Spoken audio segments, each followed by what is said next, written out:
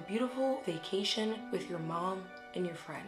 You're so excited to get to spend some one-on-one time with them, and you go sightseeing and have an amazing time together. But where you are, although beautiful, definitely has a dark side. And little do you know, that dark side will cost you your life. Hello, my fellow divers, and welcome back to another episode of Crime Dive, where we take a deep dive into crime. I'm your host, Lexi. Thank you so much for listening and watching. If you're new, welcome to the water. We're so happy to have you. If you're returning, welcome back to the water. We missed you, and thank you for coming back to take another deep dive into crime with us. Please check out our episode description. There you will find the links to my TikTok and Instagram, as well as a link to help us out over here at Crime Dive. You can also find my email in the episode description for any business inquiries. And please be sure to like, comment, share, subscribe, download if you're listening on podcast platforms, and don't forget to turn on your post notifications. We upload videos on Saturdays at 10:30 in the morning, and we upload our audio episodes on Tuesday very, very early in the morning before y'all go to work, so that way y'all have something to listen to. I don't know about you guys, but every time it's November 1st, the day after Halloween, which is today, is giving Christmas. Honestly, I feel like it's Christmas. Is that just me? I don't know. I'm still gonna keep my background up for now until I find something else. I might take the little evil mansion down and put something else in its place. I'm not really sure, but trust me, for Christmas, I'm going all out. So you won't have to worry about it because that's my favorite holiday. I posted a surprise Halloween bonus episode on Halloween night. So if you haven't watched that yet, go ahead and check it out. By the time I upload this video, it will have been a week since I did that. So go ahead and watch and listen to that if you haven't already. It's pretty interesting. I talk about very shocking deathbed confessions. But today we're going to be talking about a very shocking case that gripped the nation back in 1999 that took place in California, the Yosemite murders. But with that, let's get right into the case. In February of 1999, 42-year-old Carol Sund decided to take her daughter, 15-year-old Julie Sund, and her friend, 16-year-old Silvina Peloso, to Yosemite National Park in order to visit. Silvina was actually visiting the Sund family from Argentina, and her parents were Carol Sund's friends. Once Silvina visited, Carol said, you know what, I want to take you sightseeing. I want you to see everything that California has to offer. It's a beautiful state, and they do have a lot to offer. So she took Julie and Silvina to Disneyland, San Francisco, before finally going to Yosemite National Park. Now, Carol had actually been to Yosemite National Park a few times already, so she kind of knew the ropes and where to go and where to stay and things like that. So she really knew what the girls should do in order to have a fun time, and they did. They went hiking in the mountains, they went ice skating, they hung out, they had a great time together. By the end of their first day on February 15th, 1999, they stayed at the Cedar Lodge Motel, just outside of Yosemite National Park. Normally, Carol stayed inside the park, but for whatever reason this time she decided to stay outside of the park. So let's talk about the Cedar Lodge Motel a little bit. As I said, it's a motel that sits right outside of Yosemite, and during the summer months, which is usually when there's way more tourists visiting Yosemite, it's hustling and bustling. There's a lot of people, and it's just a great place for people to stay in order to go to the park because it's literally right there. But during the winter months, which is when Carol, Julie, and Silvina went, it's almost like a ghost town. Yosemite is already pretty remote, but when it's in the winter months and there's not a lot of people there, it can kind of have this eerie vibe to it. This also has a lot to do with the type of people that stay at the Cedar Lodge Motel when there's really no tourists around. A lot of times it can attract ex-cons, felons, people who are evading the law, or people who just want to get away to a very remote area where nobody knows them because they have a pretty checkered past. It attracted a pretty seedy crowd. When there's 3 women staying there, it can definitely be a place that they might want to watch out for or just avoid altogether. The following day, on February 16th, Carol, Julie, and Silvina were set to continue their sightseeing tour of Yosemite National Park, but they didn't show up for it. Not to mention, Carol's husband and Julie's father, Jens Sund, he hadn't heard from them all day, which was not like them. He knew that something was off. So he decided to call his in-laws, Carol's parents, and see if they had heard from Carol. But they said, no, we haven't either, which was also very strange. They realized that there was no sign of the girls anywhere. Nobody had seen them or heard from them since the night before around 7:30 p.m. Around the time they returned back to their room. Instantly, their family knew something was wrong, and at that moment, they contacted police, who began an all-out search for all 3 women. It was literally like they just vanished. And not only did they vanish, but so did their car. Carol had rented a 1999 red Pontiac Grand Prix from the airport. and that was gone too. Police began searching for the girls all throughout the Sierra Nevada mountains, and it was one of the biggest searches of this area in history, and they found nothing. Carol's parents were absolutely terrified that something bad had happened to all three women, and they offered a $250,000 reward for their safe return, as well as a $50,000 reward for any information leading to them being found. Somebody has had to see some of this, something that's gone on. They can't just disappear. This is my firstborn. My wife, I've been married for 21 years, and you know, it's just imagine what it's like. It's terrible. What keeps you going through all of this? Love, I guess.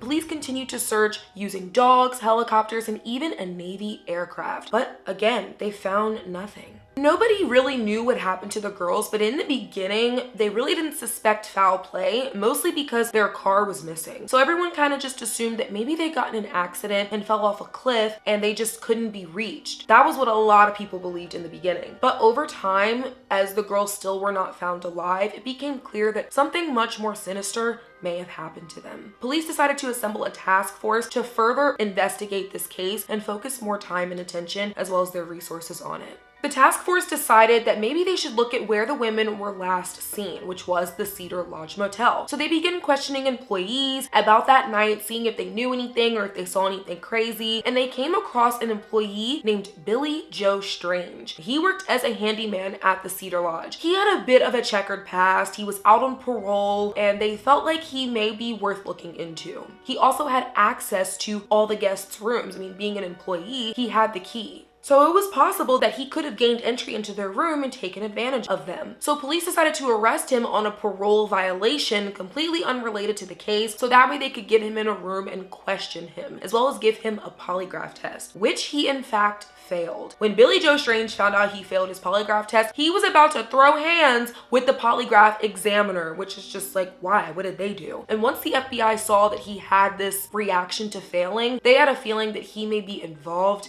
in their disappearances. But after investigating further, there was really no evidence tying him to it, and they were able to clear him of any involvement and they let him go. Police then decided to question another handyman who worked at the Cedar Lodge, 37-year-old Cary Stainer. Cary was said to be a very likable, relaxed, chill guy. He was very nice, he was a hard worker, and he was pretty handsome and kind of popular with the ladies. So when they asked Cary, they pretty much ruled him out instantly, but they continued to speak to him because they needed somebody to help them gain access to all the guests' rooms. And Cary also had a master key to the Cedar Lodge. So he takes police around and walks them through the motel so they can get a look at where Carol, Julie, and Sylvina were last seen before they disappeared. But what the police didn't know was that Cary Stainer was actually related to Steven Stainer. And if you don't know who that is, he was the subject of a huge missing persons case back in the early 70s. In 1972, a 7-year-old Steven Stainer was kidnapped by a man named Kenneth Parnell. He was held captive for 7 years, and during that time, he was sexually taken advantage of by this grown man. Eventually, when Steven turned 14 years old, his abductor ended up kidnapping another little boy, 5-year-old Timothy White. Of course, Timothy White was so terrified and he was so scared because he was taken away from his family. And Steven knew that he did not want Timothy to go through what he went through. He made the very courageous decision to take Timothy in the middle of the night and escape to a police station. And when he stumbled into the police station, he said the famous words, "I know my name is Steven." And after 7 years, a now 14-year-old Steven Stainer, along with 5-year-old Timothy White, were reunited with their families. There was a lot of coverage on this case back in the 70s when Steven was first taken and back in the 80s when he was found. It was a pretty big deal, and it was an even bigger deal when he was actually returned to his family. Now, Cary was actually retelling this story to a news reporter who was staying at the Cedar Lodge Motel while covering the Sun Peloso disappearance, and her name was Mary Ellen Geist, and they were in the hot tub together just talking. You know, she was using it because she was staying there, he was allowed to use it because he worked there. But once she asked him about the Sun Peloso disappearance case, she said that Cary's face turned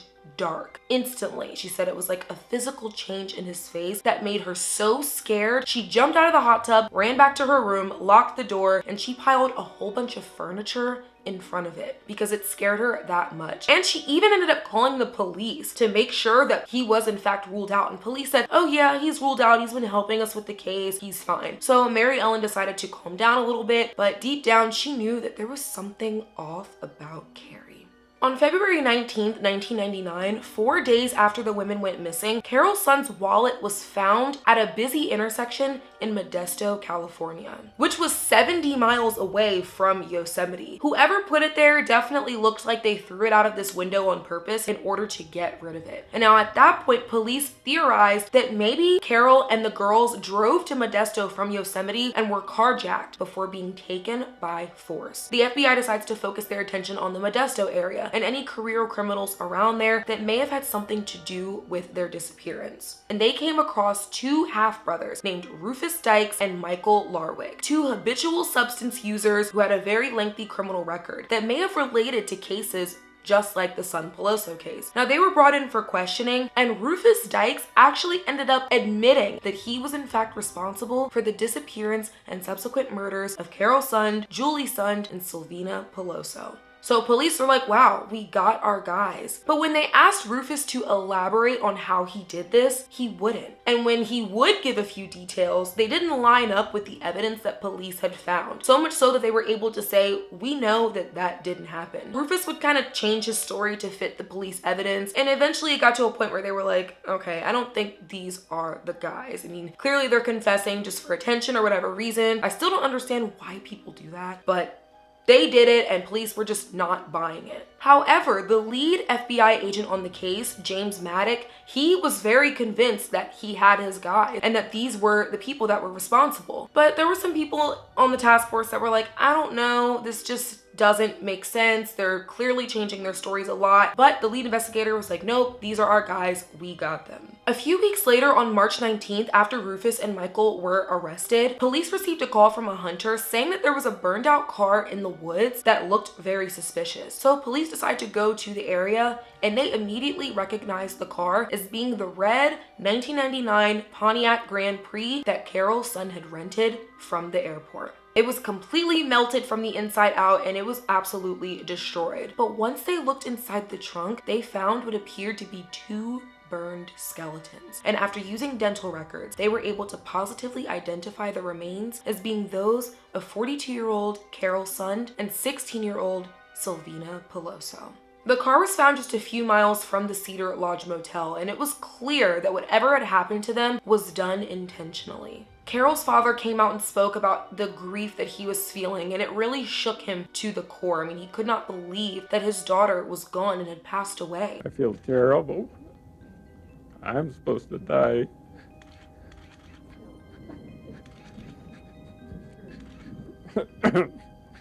Excuse me. And Sylvina, she was visiting from Argentina and she was so far from home. And imagine sending your child all the way over there and they never return. Horrible, horrible. It's a horrible way to be found and it's a horrible way to go. But there was still one thing that police didn't understand. Where was Julie Sund? She was still missing. She was not found in the Pontiac Grand Prix along with her mother and her friend. Police assumed maybe the kidnapper was still keeping her alive and holding her hostage somewhere. So they worked immediately to try to find her before she met the same fate. While they were searching for Julie, the FBI ended up receiving a letter. And on this letter, it was a drawn out map that had an X and an arrow pointed to a spot called Vista Point. And in the corner, written very sinisterly, it said, "We had fun with this one." Police immediately go to the indicated spot that was on the map, and it was there that they found the body of 15-year-old Julie Sund. She was found to have her throat completely slit to the point where she was almost decapitated. It's bad enough when a family member passes away, but for it to happen in the way that it happened to these 3 women just makes it so much harder to come to terms with. To find out something like that happened to such a beloved family member, I can only imagine how their families felt. So clearly whoever did this was trying to taunt police by sending them a letter and pointing out exactly where Julie was, and then even putting that really creepy note on the side of it talking about, "We had fun with this one." I mean, it was just sick. It was absolutely sick. Obviously, residents around the area were completely terrified that something like this had happened. Of all places, in Yosemite National Park. I mean, Yosemite was a very safe community, but police said there's no danger to the public. We have a confession, everything is fine. So people definitely let their guards down a little bit, even though they were a little bit scared. That was until there was another victim who lived and worked near Yosemite National Park. 26-year-old Joey Armstrong worked as a naturalist at the Yosemite Institute. She absolutely loved nature and anything that had to do with it. She would teach children about the beauty of Yosemite and the importance of preserving it. She lived in a little green cabin not too far from the park with her boyfriend and another roommate. And they lived a pretty natural lifestyle and they absolutely loved being there. I mean, Joey was a nature girl through and through. On the night of July 21st, 1999, just a few months after Carol, Julie, and Sylvina were found, Joey was alone at the cabin getting ready to meet up with some friends that night. But when she never showed up, her friends decided to call 911 because that just wasn't like her. Police immediately descended upon Joey's little green cabin and they saw that her door was wide open, which is never a good sign. When they went inside, it was clear that some sort of struggle had ensued. They also found broken sunglasses on the floor and there was music still playing inside Joey's house, almost as if she had left unexpectedly or against her will. And Joey was nowhere to be found, even though her truck was still outside in the driveway. The following day, police began searching for Joey through the woods surrounding her cabin, and they found some disturbed greenery that almost looked like somebody had been chased through the woods. I mean, it looked like people were walking where they probably shouldn't be because there was so much brush. Eventually, they found some car keys, but just above the car keys, they ended up finding a body in a creek. The body was bound with duct tape, and it was clear that something horrible had happened to this person because they were found with no head. They were still able to confirm through DNA testing that the body belonged to 26-year-old Joey Armstrong. When police informed her mother, she couldn't believe it, so she had to ask them what color was the hair on the body. She said, did the body have red hair? Because Joey had red hair. And unfortunately, police could not confirm this because the body had no head. And it was there that Joey's mother found this out and she was absolutely beside herself. I could not begin to imagine the pain of finding out that your child died in such a horrific way. Police unfortunately could not find her head at that time, but they were going to keep looking for it to bring Joey home. The surrounding public was pretty confused as to how someone else could have been murdered in a very similar way in a nearby area when police were claiming that they already had the suspects in custody. I mean, it didn't make any sense. So did they have the right suspects in custody, or was the killer still on the loose? The police was dead set that these cases were not related, that Joey's murder had nothing to do with the Son Peloso case. But the public wasn't buying it. I mean, they just happened so close to each other and they were so similar. So they were like, no, there's no way these cases are not related. Not to mention, this is a very safe area. Stuff like this does not happen here. So what are the chances that they would happen within a few months of each other and have nothing to do with each other? The FBI decided to go back to Joey's house to collect more evidence, and it was there that they ended up collecting the broken sunglasses, some hair and fibers that could have belonged to the person who may have done this to her, as well as taking pictures of footprints and tire tracks that were found in Joey's driveway that clearly did not belong to her truck. Within hours of Joey being found, police received a tip that someone had seen a blue 1979 Scout SUV parked very close to Joey's little green cabin the night she was killed. Now, police didn't immediately assume that this person was a suspect, but they did want to speak to them in case they may have known anything or seen anything out of the ordinary that could give them some answers. And police ended up finding this vehicle parked at the Cedar Lodge Motel, and it didn't take them long to find out that the vehicle belonged to none other than handyman Carrie Stainer. Now, it wasn't odd that Carrie could be found near Joey's cabin because after all, he did work and live at the Cedar Lodge Motel. But police still wanted to ask him and make sure and see if he knew anything because they had already been talking to him before. But when they asked him if he was there, he said no. This struck police as odd because people knew he was there. He was seen there. So why did he say no? I mean, he should have just said yes and been like, I don't know anything though. But he said, I wasn't there and I don't know anything. And this struck police as odd. He allowed them to search inside his truck, but they didn't find anything. And Carrie was holding a backpack and police asked if they could search it. but he refused to let them. Now, they couldn't search it without a warrant, but they still wanted to take it with them, so that way when they got a warrant, they could look inside. In the meantime, though, they were going to take pictures of Carrie's tires to see if they matched the tracks that were found outside of Joey's house, since he claimed he wasn't there. Now, by this point, Joey's head had not been found, and police feared that it may be inside the bag.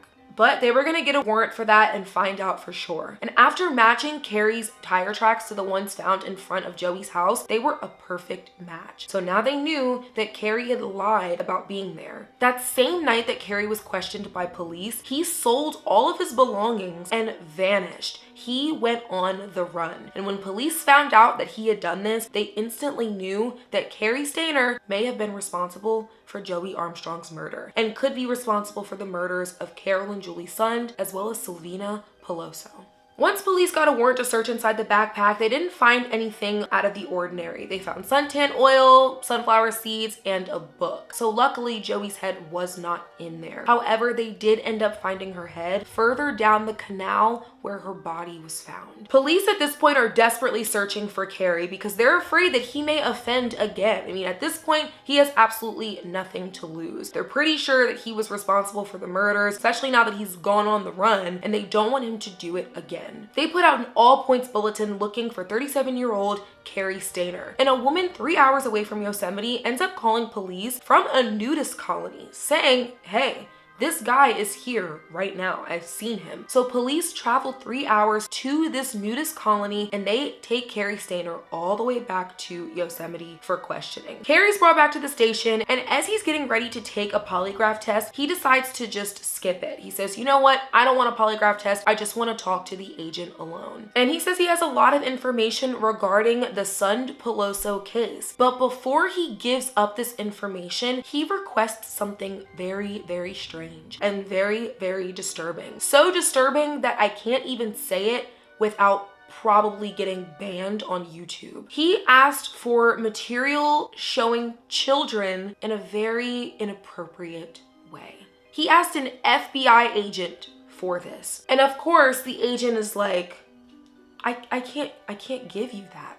What the hell? I can't do that. He's like, how about a pepperoni pizza and a Coke? And Carrie agrees to that. To have an appetite after asking for something so disgusting is just, oh my God. Like when I heard that, I was like, what? He asked an FBI agent for that and thought he was actually gonna get it. But I think he kind of figured he wouldn't. But it's the fact that he asked anyway. Like I said, Carrie clearly knew he had absolutely nothing to lose. And after he ate his pizza, he said to the agent, this will be my last meal as a free man. And with that, the agent starts a tape recorder and Carrie begins confessing.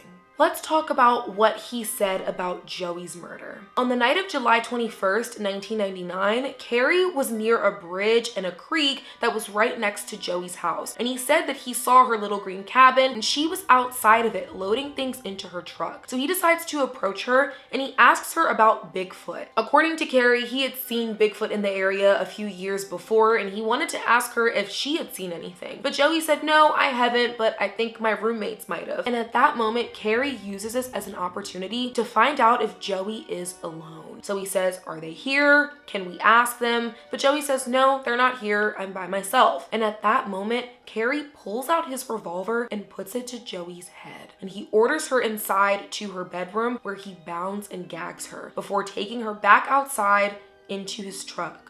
He drives her through the woods. As he does this, Joey is fighting so hard. She was a nature girl. She was an outdoors girl. So she was very, very strong and she was not gonna go without a fight. She was fighting Carrie every step of the way. And Carrie admitted she was a very tough girl. Joey fought so much while she was tied up in the car that she ended up falling out of the passenger window. And at that moment, she decided to escape and she begins running away from Carrie as fast as she possibly can. But at that moment, Carrie gets very scared. So he goes inside his book bag that contained his revolver, his duct tape, and his knife, which he called his kill kit, and he caught up to Joey. But Joey was not giving up. She was very strong and she continued to fight him very, very hard. And this made Carrie so mad that he said he wanted to kill her in a very brutal way. So he ended up taking his knife and beheading her before throwing her body in the creek. So finally, we know what happened to Joey Armstrong. Then he goes on to detail what he did to Carol and Julie Sund,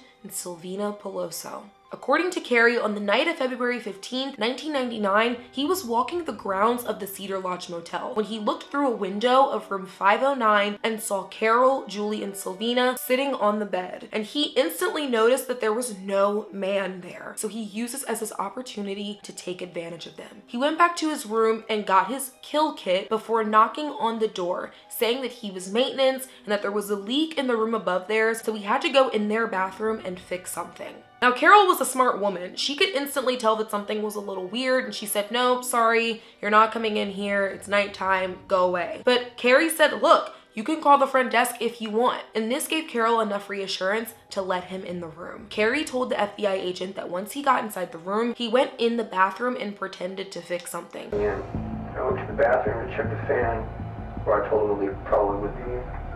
When I came out of the bathroom, I pulled my gun out. And I told him I wanted the money and the keys to the car. But once he came back out, he was holding a revolver, pointing it at all three women. He tied all three of them up before putting Julie and Silvina in the bathroom. He left Carol on the bed, bound with duct tape, and at that moment, he strangled her with a rope on the bed.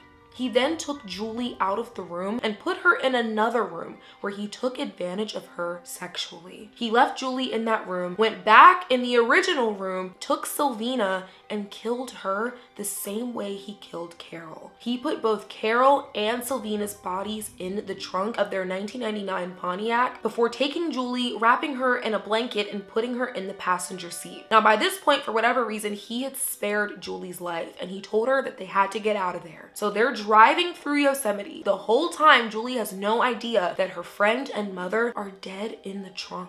Carrie said it started to get kind of light outside and the sun started coming up, so he knew that if he was going to do something, he had to do it soon. He stops the car, parks, gets out, and he carries Julie through the woods in this pink blanket. And eventually he sets her down, tells her that he loves her, and slits her throat.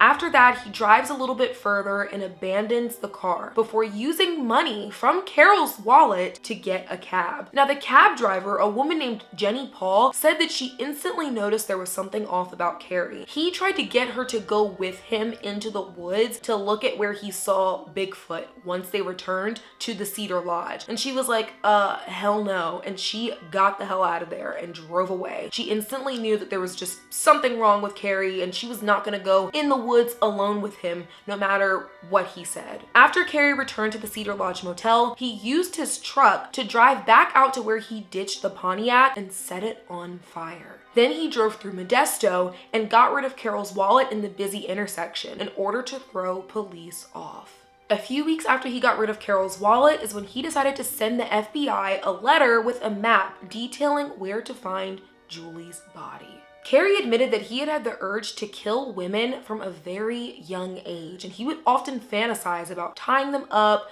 pretending that they loved them, just to take their life. He also admitted to police that he was sexually taken advantage of by his uncle from a young age, and ever since then, he's had a very confusing, unhealthy, toxic relationship with sex. And in a very shocking twist of events, he admitted to the FBI agent that Carol, Julie, and Silvina were not his original targets that night. His original target was a woman who worked as a bartender and a waitress at the Cedar Lodge Motel, who he was actually dating. Now, this woman had two daughters who were 11 and 8 years old. Carrie had been around them, he would buy them gifts and presents, and the girls absolutely adored Carrie. But on that particular day, February 15th, Carrie actually tried to kill them, but they had no idea. Turns out a neighbor came and foiled his entire plan before he was able to carry it out. And he had attempted to kill them on 3 separate occasions. And on his last attempt, which was that day, it ended up getting foiled again, so he just gave up and went back to the Cedar Lodge Motel. But by that point, he was so hyped up, he was so ready to kill because he had had the urge and wasn't able to do it. And that was when he saw Carol, Julie, and Silvina through the window. And once he saw them, he saw this as an opportunity to feed his urge to kill women. And that's what he did. After 6 hours of confessing, Carrie was formally arrested and charged with all 4 murders of the women. People in the surrounding community were absolutely shocked that the nice, handsome handyman from Yosemite was now a serial killer and had killed 4 innocent women. Carrie agreed to go back to Joey's cabin with the FBI and walk them through what he did leading up to Joey's murder. And the video of this is just so eerie to see. For him to just be there with the police, reenacting everything, showing them everything, knowing what went down there, it's just creepy. And he seems to just be so lax, not really care, not really have any remorse. He's almost retelling the story as if he's talking about the weather. He was able to lead police directly to the murder weapons in Joey's case and Julie's. Once police saw that he was able to do this, they immediately knew that this was their guy, because there was no way that Carrie would have known where the weapons were had he not been the one who put them there. I mean, the police hadn't even found those weapons yet, and Carrie took them straight to them. Rufus Dykes and Michael Larwick, the original suspects in the Son Peloso case, were found to have not been involved in their murders whatsoever. Now, a lot of people were pretty upset with James Maddock, the lead investigator, because he was so dead set on them, even though Rufus's confession was clearly not very reliable. And a lot of people believed that had James Maddock not believed Rufus's very unreliable confession and continued looking for the Yosemite killer, that Joey's life may have been spared. Him not following up with this evidence and using Rufus's confession that clearly made no sense gave the real killer the opportunity to take Joey's life. Carrie Saner underwent 2 trials, one for Joey and one for Sylvina, Carol, and Julie. And in Joey's case, he ended up pleading guilty to her murder and he was sentenced to life without parole. But for the Son Peloso case, Carol's parents wanted the death penalty. So at that point, Carrie decided to plead not guilty by reason of insanity. But this entire defense pretty much fell apart because of a forensic pathologist who went on the stand and testified for the prosecution, saying that Carrie knew exactly what he was doing. He took such methodical steps before and after all of the murders to cover them up that there was no way that he didn't know and he wasn't aware. I mean, he was pretty crazy, but he was the smart kind of crazy. The crazy that knew what to do to cover his tracks and was going to do so. And on August 22nd, 2002, Carrie Saner was convicted of the murders of Carol and Julie Sund and Sylvina Peloso, and he was sentenced to death. He's currently incarcerated at San Quentin Prison in California. Nobody's been executed there, I think, since 2006. It's been a really long time, so he will most likely spend the rest of his life there. Carol's parents decided to start the Carol Son Carrington Memorial Reward Foundation, which was a nonprofit organization that raised money for resources to help look for missing people. Carol's son came from a very wealthy family, and they were able to fund the investigation a little bit more on their end in order to help find the girls. Now, a lot of families don't have access to these funds. Unfortunately, the fund is now defunct because Carol's parents decided to step away, but it did help a lot of families during its operation. Joey Armstrong's mother decided to start the Armstrong Scholars Program, which teaches young women to go out into the wilderness and learn survival skills, something that was so important to Joey. Now, that is actually still active, and I will leave the link in the episode description so you guys can check it out. It's so amazing that these families were able to turn such deep pain into something so positive and productive in order to help prevent the same things happening to other loved ones. This case is very shocking and so upsetting in so many ways, and if there's some lessons that I hope you take from this, always be vigilant, be on the lookout, trust absolutely no one, leave your curtains closed, your doors locked, and do what you can to not speak to strangers, because you never know what someone is planning. But with that, we're gonna go ahead and wrap up today's episode. We'll be back next week with another episode. Thank you so much for listening and watching, and I hope to see you in the water soon.